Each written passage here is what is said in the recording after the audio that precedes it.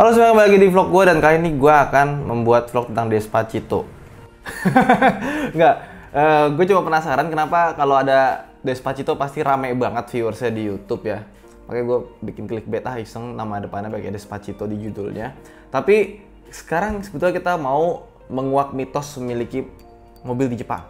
Soalnya banyak rumor, banyak mitos tentang kalau orang Jepang tuh begini, begitu, begini. Saya dibikin meme-nya banyak banget yang beredar, dan gue merasa terganggu. Kenapa? Karena faktanya nggak seperti itu gitu.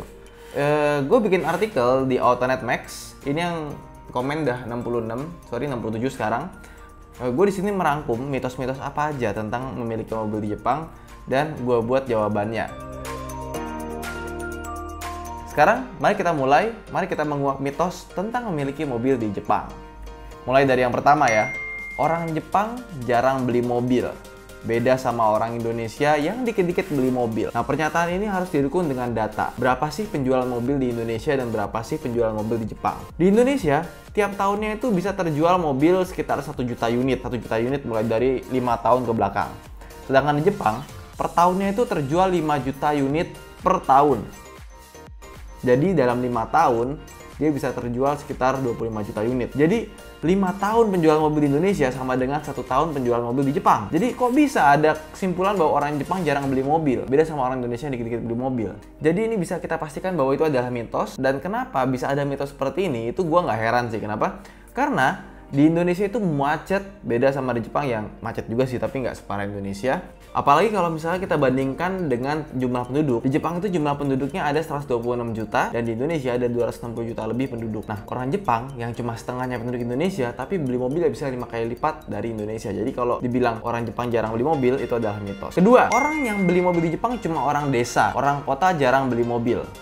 Ini juga mitos. Kenapa? Karena kalau misalnya dibilang orang Jepang, orang desa doang yang beli mobil, memang bisa dibilang ada benarnya dan tidak. Pertama adalah di Jepang, dominasi penjualan mobil itu masih di kota-kota besar. Tapi di kota-kota kecil, di daerah-daerah pun juga penjualan mobilnya tinggi. Beda sama Indonesia. Coba di Indonesia, 40% penjualan mobil di Indonesia itu adanya di Jakarta dan Jawa Barat. Jadi 400 ribuan unit itu yang dari 1 juta unit per tahun itu dijualnya cuma di Jakarta dan Jawa Barat. Sisanya 12% penjualan mobil di Indonesia ada di Jawa Timur, dan 7% ada di Banten. Yang sisanya 50% lagi itu silahkan dibagi ke 31 provinsi lain yang ada di Indonesia. Jadi sangat tidak merata menjual mobil di Indonesia. Makanya Jakarta, Jabodetabek itu macet banget. Tapi pas kita ke Sumatera, Kalimantan tuh lancarnya luar biasa. Nah, beda sama Jepang. Jepang emang penjualannya tinggi, tapi dia penjualannya lebih merata. Oke, mitos ketiga, membeli mobil di Jepang itu sulit dan mahal.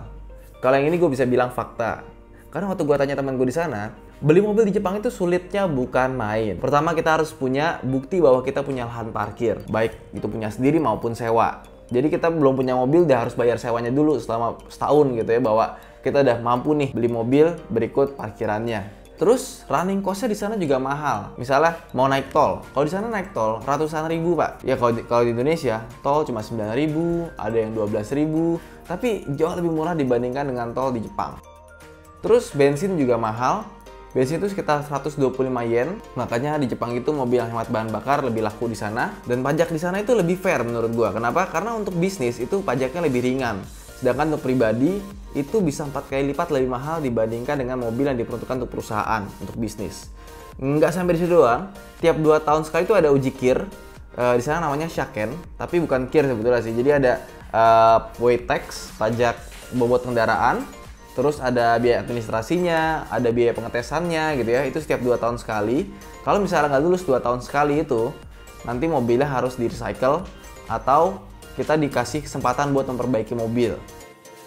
Tapi biasanya orang di sana itu malas memperbaiki mobil ya. Jadi lebih baik dijual aja, di-recycle. Habis itu dia beli baru. Oke, fakta nomor 4. Orang Jepang senangnya beli kei-car karena murah. Kei-car karena murah. Ini adalah fakta. Tapi, ada tapinya nih. Memang kei-car itu laris. Di sana itu penjualan kei-car sekitar 2 jutaan unit setiap tahunnya. Jadi sekitar 2/5 penjualan mobil di Jepang itu didominasi sama kei-car. Tapi kei-car ini juga udah di-mix ya sama kei-car. Kayak contohnya, kalau di sini Daihatsu Hilux, di sana masuknya kei-car.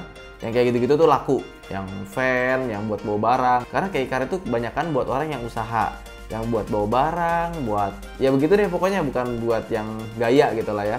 Nah, kei-car sendiri laku juga karena harganya murah, gampang parkir, ada insentif pajaknya juga, dan di sana sebetulnya Kei-car itu udah mulai agak-agak ditinggalin sih. Perkembangan itu nggak sebagus dulu. Katanya teman gue gitu. Itu juga ada sebabnya sih.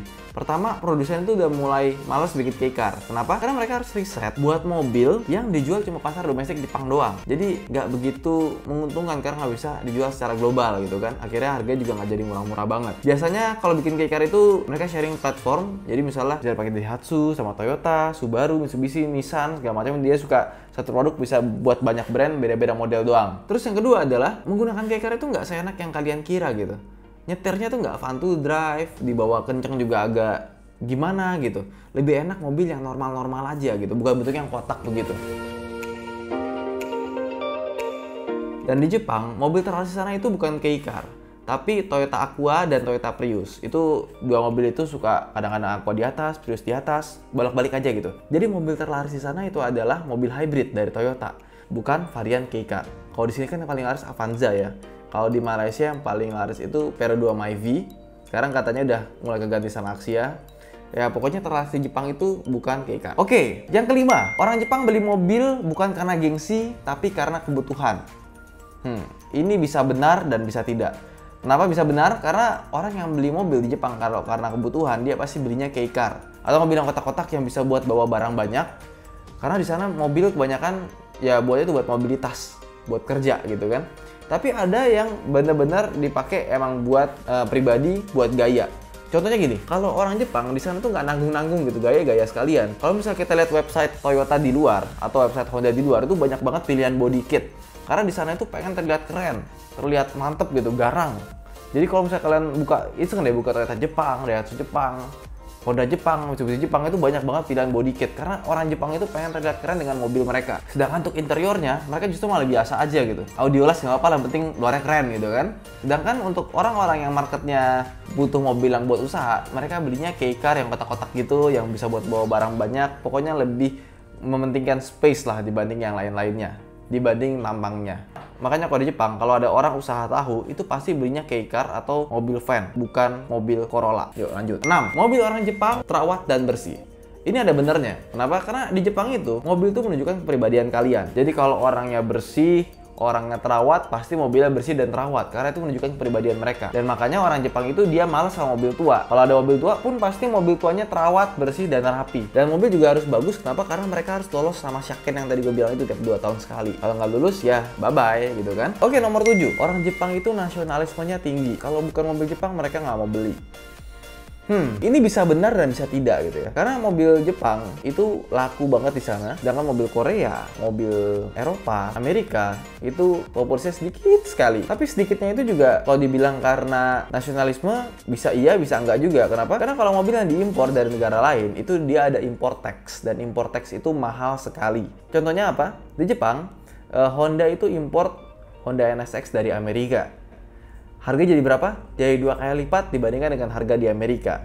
Kalau dibandingkan itu kita bisa dapat 2 GTR di Jepang. Jadi ini benar-benar mahal banget. Jadi bisa disimpulkan, mobil yang non-Jepang itu nggak laku juga bukan karena nasionalismenya aja, tapi juga karena pajaknya yang sangat mahal, karena kena pajak impor. Ternyata penjualan nomor 1 mobil mewah di Jepang itu bukan Lexus, tapi Mercedes-Benz. Kedua baru Lexus, ketiga baru BMW. Dan gap antara Mercedes-Benz dan Lexus itu juga cukup jauh gitu. Kalau nggak salah Mercedes-Benz itu nomornya masih 11-12, Lexus itu 17 atau 15 gitu, gue lupa. Tapi intinya Mercedes-Benz itu laku banget di sana untuk mobil mewah dibandingkan dengan mobil mewah kayak Lexus, BMW, Audi dan yang lainnya. Kemudian ada hal unik di sini. Kenapa? Karena Toyota juga pernah membuat mobil di Jepang dengan gaya-gaya Amerika, dengan Toyota Cavalier. Dia bilangnya ini ya, a concept from the country that knows all about driving pleasure. Artinya, Toyota pun mencoba untuk menjual mobil dengan embel-embel mobil asing, mobil impor gitu kan. Nah ini cukup unik sih. Jadi gue bisa bilang untuk poin ini bisa fakta, bisa juga enggak. Tergantung dari sudut pandang kalian aja sih. Oke, jadi itu aja vlog kali ini. Semoga bisa mencerahkan, asik. Semua bisa tercerahkan, semoga ada ilmunya. Kalau misalnya kalian suka vlog ini, jangan lupa untuk tekan tombol like, dan kalau kamu baru jangan lupa subscribe dan aktifkan lonceng. Sampai jumpa di vlog berikutnya. Terima kasih telah menonton. Bye. Karena waktu gue tanya teman gue di sana, beli mobil di Jepang itu